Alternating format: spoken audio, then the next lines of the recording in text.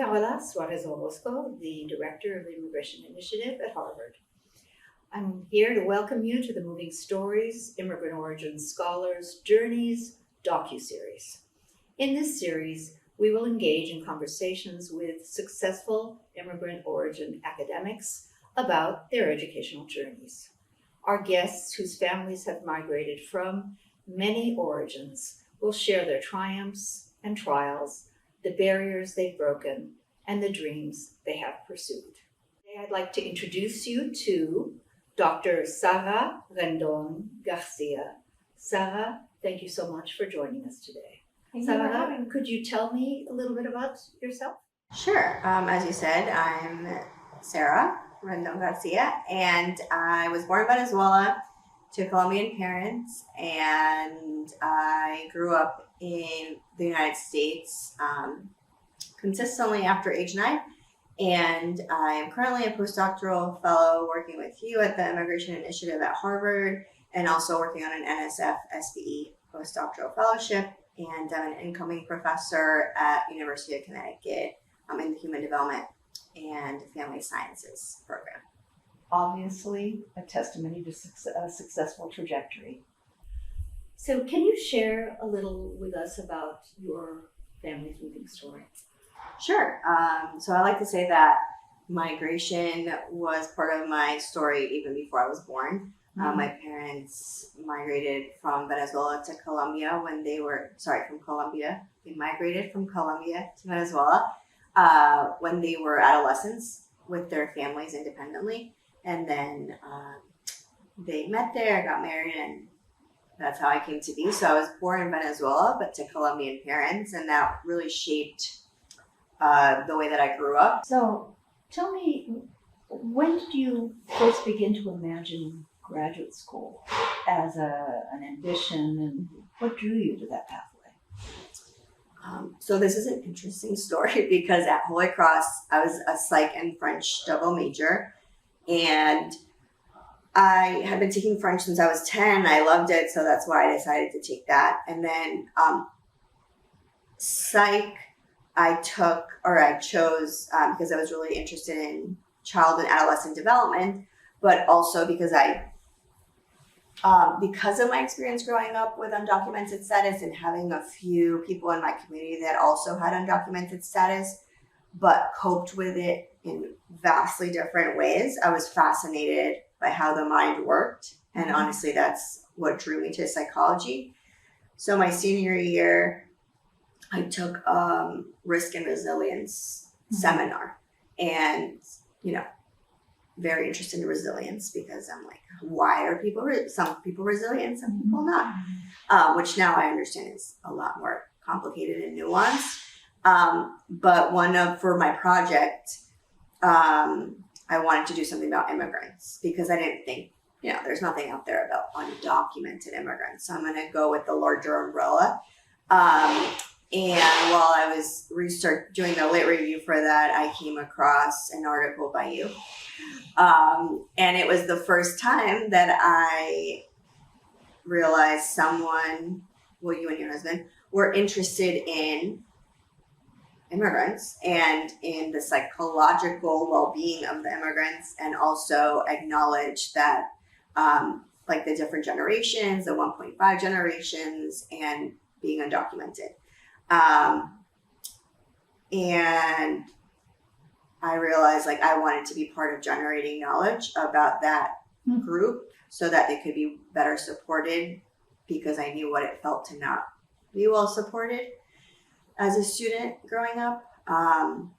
So that planted the seed. I didn't necessarily know what does it entail to generate that knowledge. I thought maybe I just need to be a squeaky wheel in the community and community organizations. So I knew I wanted to do, children, adolescents, families, and immigrants. So different, it wasn't a straight shot from undergraduate to a graduate degree. But that's where the seed was planted. Yeah, to do research. Well, I'm honored that I know there's an article I read in graduate school that was pivotal for me, and I'm honored that in any way Yeah, I mean, this part is of a that full journey. circle moment, and it was just a moment where I was like, had no idea this is a career possibility or option. And there's a lot of in education. We know that if people need to see themselves, in the people that are doing leadership roles or any type of opportunity or career. So that's what you did for me. So thank you. Incredibly honored. So now walk us through. So the seed was planted. Mhm. You had this great aha. You have a vision that you want to do this. So from there, walk us through how you began to figure out how to get to graduate school. So there are a lot of steps from the idea to getting to graduate school. So it was a very, I think,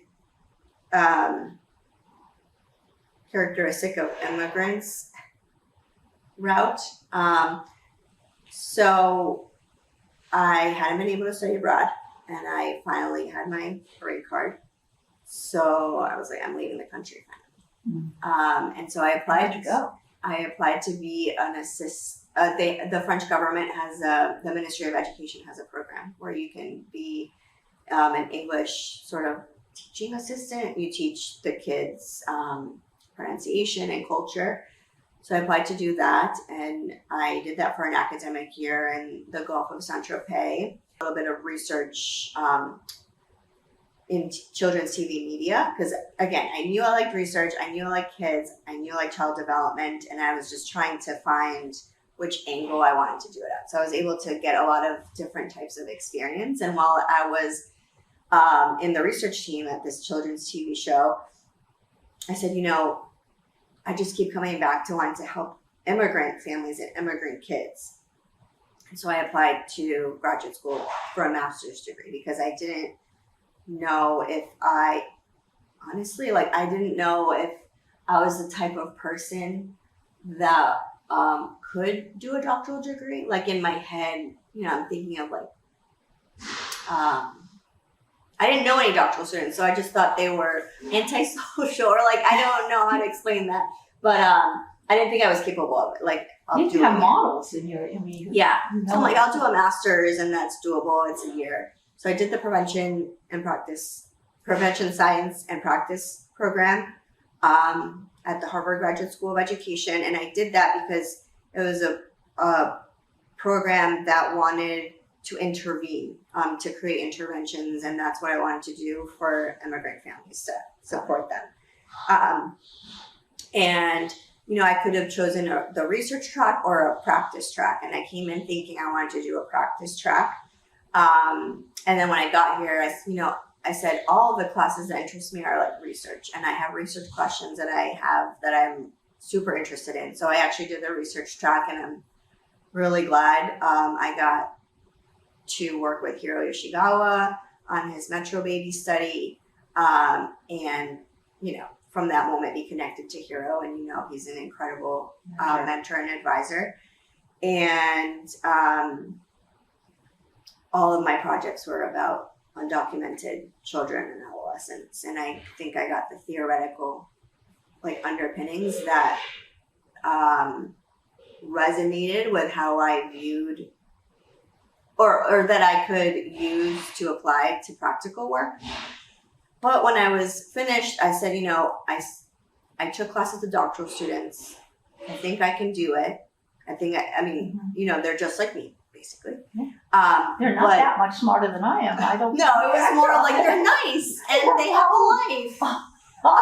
So the work-life balance. They're also people of color, and they bring in their own life experience to their research. It doesn't have to be this hard science, child development lab stuff that I learned in undergrad. So I was a little socialized in that aspect, and I'm okay, it's possible. But I didn't have a lot of research experience. And I never worked with immigrant population professionally. I had a lot of lived experience, and I felt to be an expert in that field and to be taken seriously, that I wanted more professional experience. So I worked for an early childhood intervention for 3 years, home visiting, and 80% of the families were immigrant families, and I was also in the place where I grew up. And that helped connect me to a network of community providers, people that care equally about the community that I care about, the immigrant community where I grew up.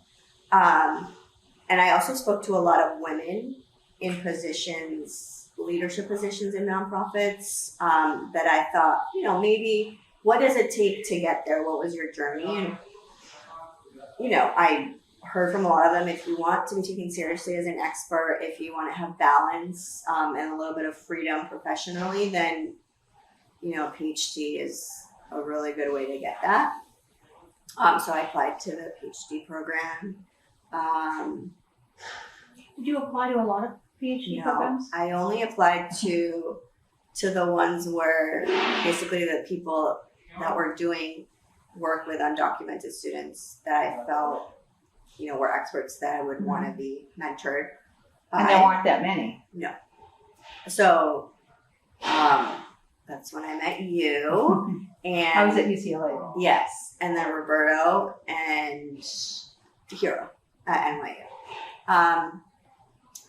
And the doctoral program is literally like a journey within itself that feels like has taken up the most recent history in my mind.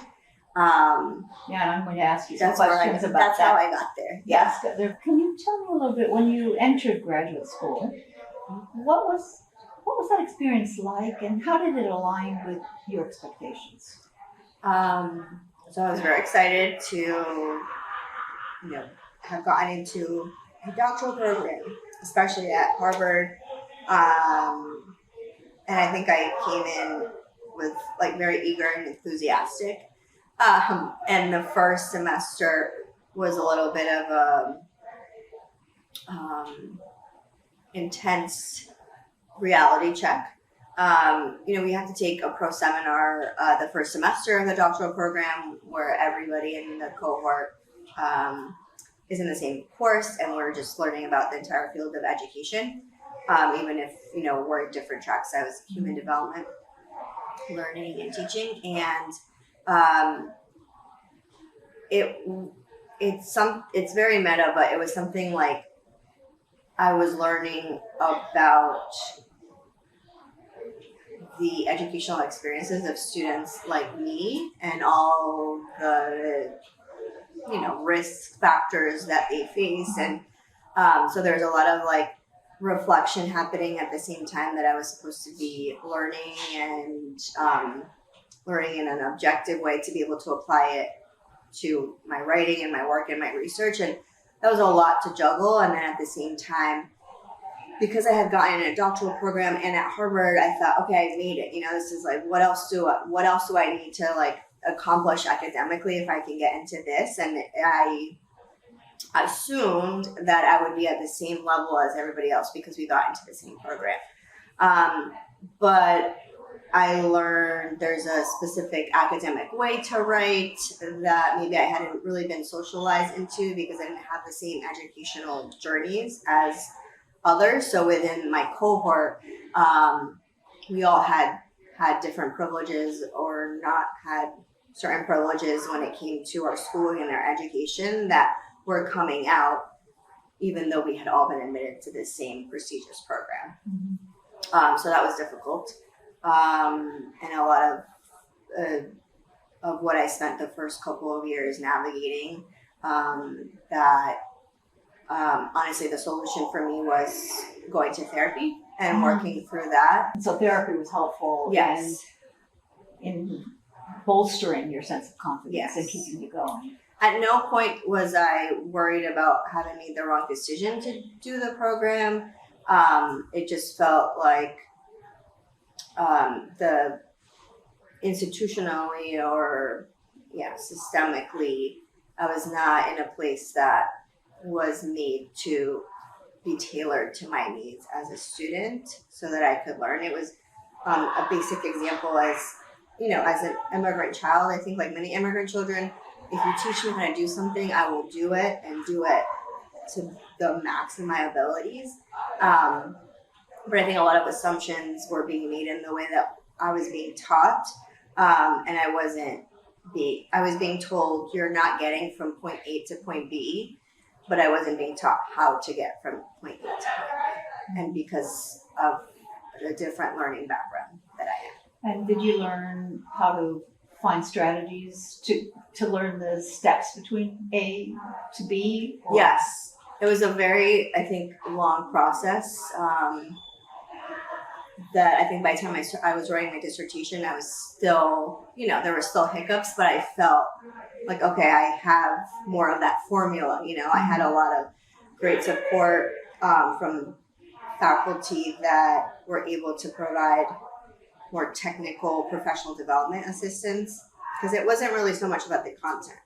It was more like the how-tos. Yes. And that's what I was going to ask you. The hidden curriculum. And that's what I was going to ask you next is, what supports did you find, or how did you go about finding those supports? To seal the gaps. Yeah. So I think I wasn't the only one that was experiencing these things. A lot of students of color were, it doesn't feel great to be learning about all the ways students like you and your communities tend to fail academically while you're being expected to exceed academically. So I think the program attempted to respond in some ways, providing, writing support, I would meet with my professors and say, I need more strategies to get from point A to point B. But I also went the inoculation route, where I'm like, okay, if I need help with writing, I'm going to put myself in situations where I have to do more writing and get more feedback, so I could eventually become less intimidated by feedback and take it less personally.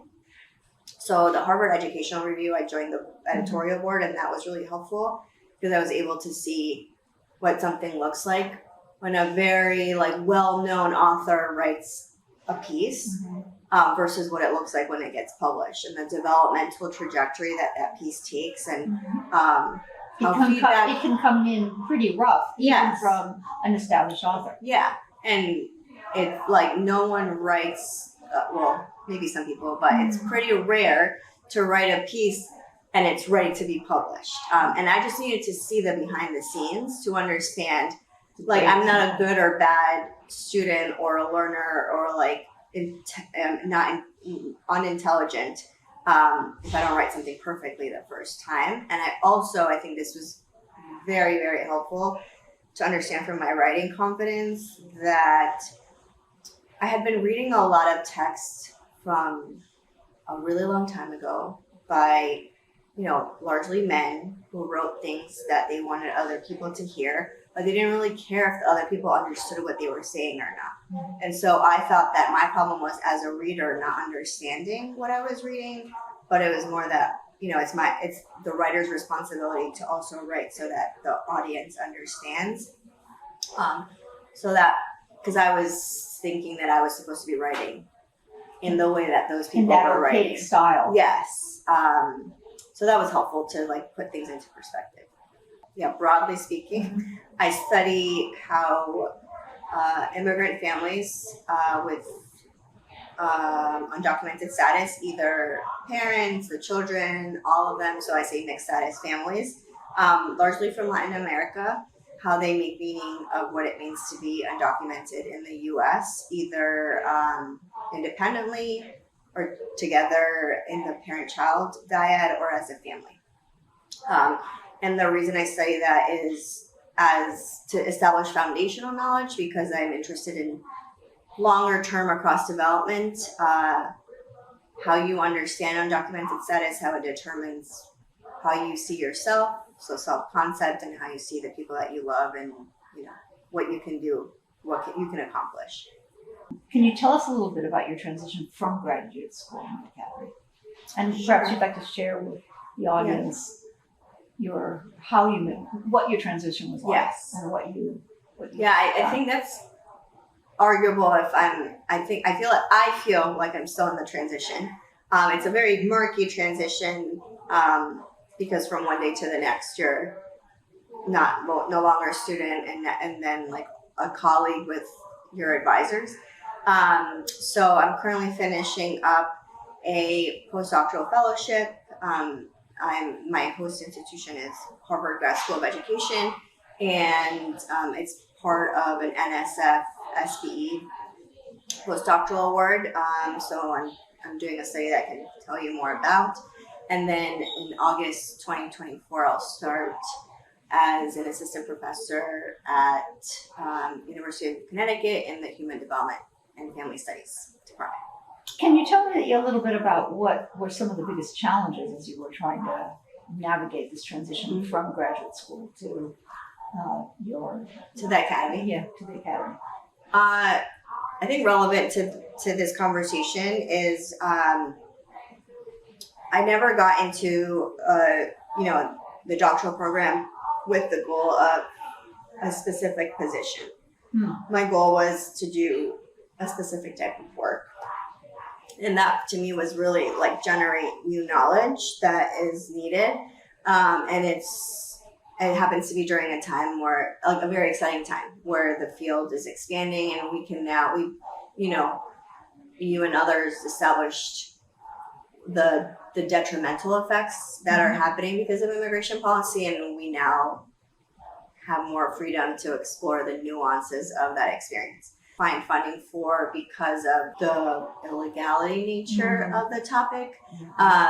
Yes, quote unquote. The academic positions felt like the ones where I could have the most freedom to not only generate new knowledge about the topics that I want to, but also transmit and disseminate that knowledge to students who would then apply in the communities. But it's hard to find academic positions, and I felt a disconnect between being a researcher that studies my community and like potentially having to pluck myself out of the community where I had established a really deep relationship with the community to go work somewhere and reestablish a network and not really understand the immigrant community there very well and start from scratch. I think the pandemic actually helped show that we can push back on things that we need to push back upon. But in a way, that approach was like my own form of resistance when it meant to like, I want to be part of the academy, but I'm not going to uproot my entire life because it's still just a job. I put a lot of weight on people who have the experiences of people who have trailblazed before me and learning from them and sort of like applying it to my own life. It's been like my go-to strategy. So, and I think as an immigrant child, I also had to do a lot of like networking and building relationships and staying connected to people. I had done a research experience with Hiro Yoshigawa.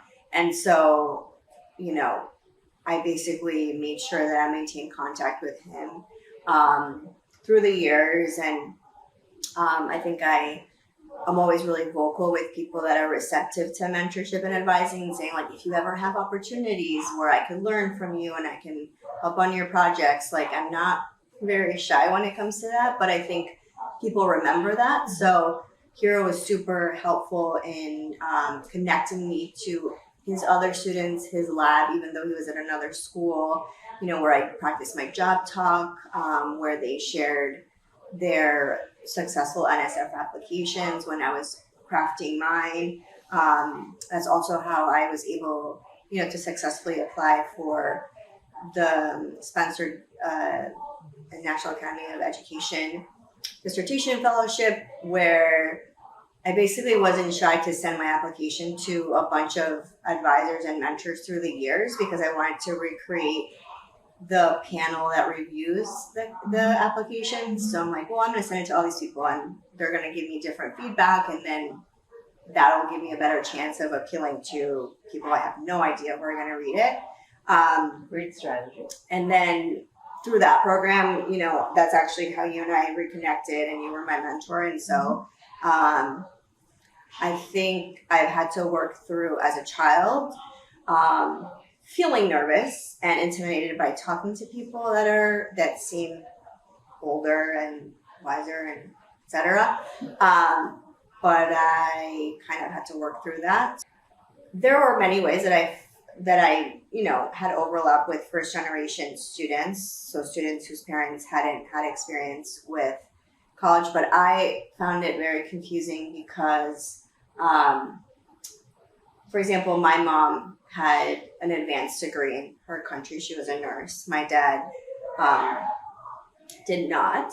And in that sense, yes, there are benefits that come from having a mom who knew how to access resources, who at least knew what higher education was. But this was a totally different country, different system.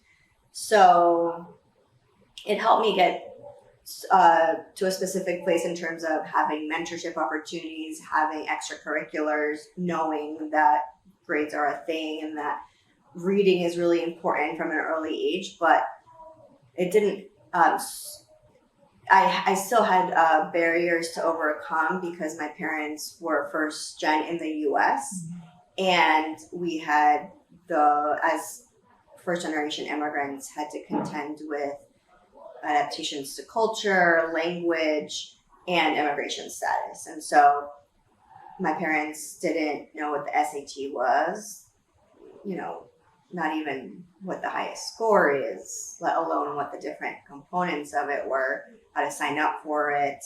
I remember when I signed up for it myself, because they couldn't help, I signed up in the wrong way, so that I actually had to be driven an hour and a half to get to the testing place because I didn't sign up for the one that was a block away. So logistical things like that. But then I think first generation students a lot of times don't have the language barrier. And I remember, even writing my college essay, I had to deal with who's going to read my essay, who's going to give me feedback on it. My parents, had to learn how to read a report card, what a GPA was. And then on top of that, the financial aid considerations because I was undocumented. Right. So those are the ways that I felt like even if I was in college, with other students whose parents hadn't gone to college but were not immigrants, the whole cultural language component felt like I was different from them. Kind of invisible within the context of higher education. There weren't supports in place at that time. Although the intentions were there to help. So looking back at your educational journey, what would you tell your younger self? I think whichever younger self you would be referring to, I think the answer is the same. Your 12-year-old self. Well, I was going to say, I think it's the same because I would say that, I'm trying to say this in the appropriate way, but that